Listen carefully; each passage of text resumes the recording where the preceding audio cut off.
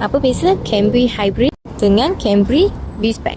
Dua spek ni luaran dia sama sahaja, ada 5 benda yang berbeza. Jom tengok video ni, Piko tunjukkan.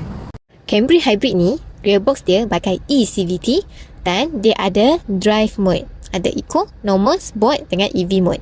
Untuk Camry V-Spec, gearbox dia pakai direct shift 8 speed, dia tak ada drive mode.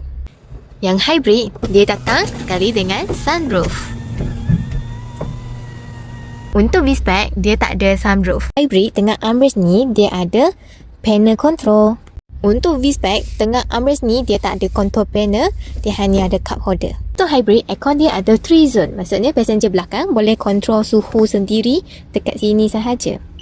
Untuk V-Spec, aircon dia 2 zone, sebelah driver dengan passenger depan. Untuk belakang dia akan aircon blower, tapi suhunya akan ikut yang driver. Untuk hybrid, antena dia pakai shark fin. Untuk V-Spec, antena dia grass print dekat cermin belakang.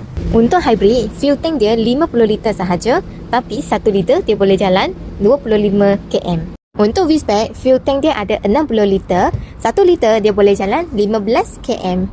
Yang lain aksesori yang Piko tak sebut, semuanya 2 spek ada juga. So korang mana yang nak cari kereta yang mewah, nak selesa, besar, boleh consider Camry. Kalau ada nak test drive kereta, ada nak tengok kereta, boleh roadshow Piko, kita boleh setkan appointment. Apa nak tahu lagi, boleh je komen dekat bawah, nanti Piko syamakan. Bye!